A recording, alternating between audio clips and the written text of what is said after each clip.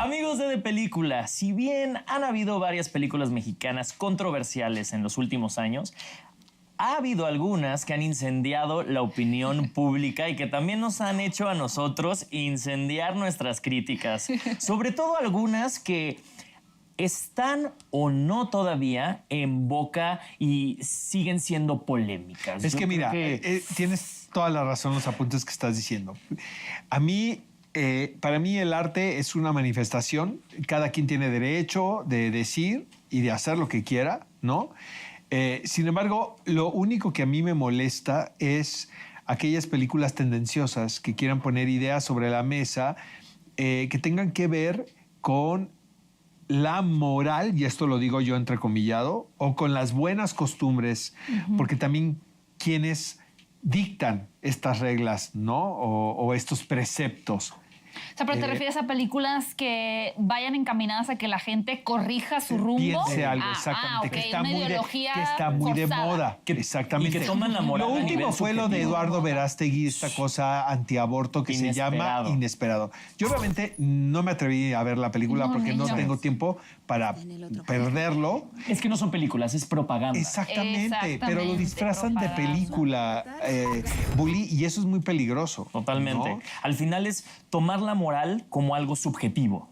Es decir, bueno, yo tengo mi moral y mi moral importa e impera sobre la opinión pública o sobre el espectador, ¿no? Entonces yo creo que en el momento en el que le quitas al espectador la capacidad de razonar una historia y de digerir una historia y le das la verdad tan contundente como es, creo que en ese momento estás fallando en contar una historia. Pero hay películas que lo han hecho bien. Completamente. Bueno, hay películas que han sido, lo hemos mencionado aquí varias veces en el programa, en los debates, sobre todo películas que han causado opiniones contrastantes y demás, pero que también por la misma polémica han llevado a la gente a las salas de cine. Y anotación, creo que películas, por ejemplo, la primera que tenemos por aquí, que es El Castillo de la Pureza, de los 70, si bien generó ruido en ese momento, imagínense ahora con las redes sociales. O sea, tener la oportunidad ya no solo es lo que dicen los críticos de cine, sino lo que el público en general Pero está aquí diciendo. son dos cosas muy distintas a lo que estábamos platicando en un principio. Siento que aquí finalmente el autor de estas producciones cinematográficas quería contar una historia tal cual, que tuviera aristas que provocaran la controversia dentro de ciertos círculos sociales, eso es otra cosa, pero no es el objetivo de la película. O sea, el objetivo de el objetivo de la película no es provocar, sino el objetivo de la película es contar la historia, ¿no? Te guste o no te guste. Siento que son cosas distintas, ¿no? En todo este cine periodístico de los 70, ¿no? Donde Felipe Casals, por ejemplo, fue uno de los ejemplos más claros, ¿no? Las Poquianchis, El Apando. Obviamente, la misma temática de estas historias pues tocaban a ciertos círculos, ¿no? Sí. Porque no estábamos acostumbrados como espectadores a ver un trabajo así en el cine, o sea, pagar un boleto.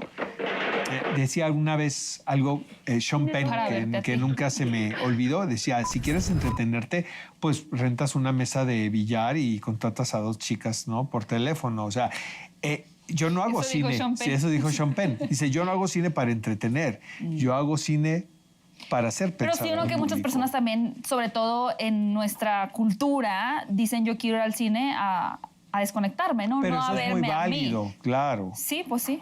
Pero sí. Es diferente, cada quien va al cine.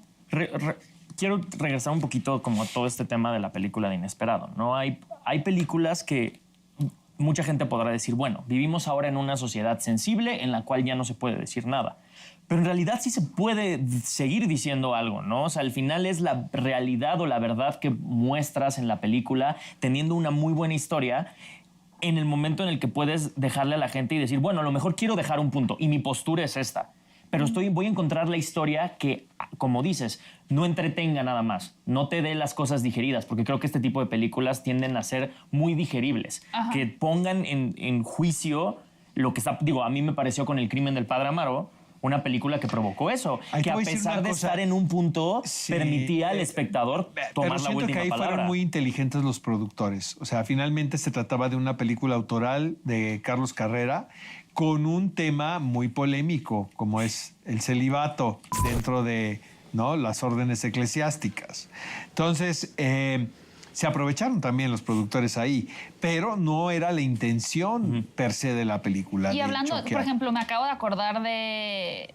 Esto es serie, ¿no? Pero, por ejemplo, en La Casa de las Flores, en la segunda temporada, tocan el tema también de un padre, que no es particularmente como se pinta incluso el día de hoy un padre, ¿no? Que tiene que ser puro y casto y La demás. religión siempre va a ser un tema... Pero eso, o sea, eso no existiría, pienso, tal vez, no sé, digo, habría que preguntarle a Manolo Caro, pero tal vez no existiría ese retrato sin estos antecedentes como el crimen del padre Amaro, ¿no? Donde pudimos ver también qué opinaba la gente de que se desmintieran este tipo de perfiles tan cuadrados. ¿Nos siguen espantando las mismas cosas como audiencia? Yo creo que sí. Yo creo que sí. Sí, somos de todavía una muy manera salvajes. distinta, ¿sabes? A lo mejor con una apariencia distinta, pero finalmente son los mismos tópicos que tiene que ver que la religión. No, Totalmente. eso es La importantísimo. bueno, el sexo, la el religión, sexo también, porque las clases sociales. te voy a decir una cosa, es muy paradójico que hablamos de la evolución en cuanto a las temáticas y la apertura incluso en sociedad.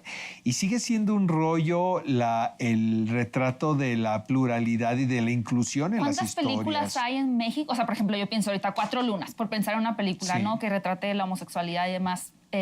¿Qué tantas películas se producen al año? Películas trans, con personajes trans. No, bueno, ya te fuiste tú bien lejos. No, Sí. pero es que Imposible. siento Sí, que, siento claro, que no hay. deberíamos de estar contando esas historias ahora. Pues sí. ¿Sabes? Pero ¿cuántas hay? O sea, no puedo pensar este año en una película que retrate esos temas. Por supuesto que no. No. Ahora, el asunto de la política también y de los políticos. Somos Creo que muy esas son de las que miedosos más los tenemos, mexicanos. ¿no? Claro, y bueno, sé. Luisa Estrada ha hecho una filmografía completa de eso, pero... Pero ¿cuál fue su creo- última película también? La dictadura perfecta, ¿no? Pero también Pero ya siento... tiene mucho tiempo. Exacto, pero también siento que la idea era muy buena desde mi punto de vista, y lo hemos hablado aquí, Sí. ¿no? Mi favorita es La Ley de Herodes por mucho, pero se debió haber llegado a las últimas consecuencias, porque Pero- finalmente se estaba tocando los medios de comunicación, que también es un asunto bien importante y que se retrata muy, muy poco. O sea, la fuerza que tienen las televisoras, los periódicos, las estaciones de radio, ¿no? Pero ahí sentí que fue cuando se murió el género. O sea, yo salí del cine decepcionado y sabiendo que no iba a haber más películas de este tipo porque la Es que no persona hay que películas de ese representaba al tipo. género hizo una película, perdón, y si me atrevo a decirlo, como así de mediocre. Sí hay ahora muchas historias, sobre todo en series televisivas, que retratan ciertos perfiles políticos e históricos, como en Siento los que años las 60 y plataformas demás. están corriendo más riesgos. Están corriendo en cuanto a riesgos, pero contenidos, también ¿eh? sí es irse mucho hacia el pasado, cuando ya puedes tocar a estas figuras que, vaya, obviamente tienen ecos todavía en nuestra política, pero no se está hablando del presidente. Creo que cada vez hay más miedo incluso de hablar de política en México y Exacto. hacer historia. Por ejemplo, política. imagínate hacer una película ahora de la 4T, No, de la cuarta nadie la va a hacer. transformación. Nada, ¿Quién sí, va a apoyar exacto. eso? O sea, o sea, incluso la distribuidora Exacto. tendría miedo de apoyar Exacto. algo así. Cuando Amigos- todavía teníamos cosas como Ingobernable, ¿no?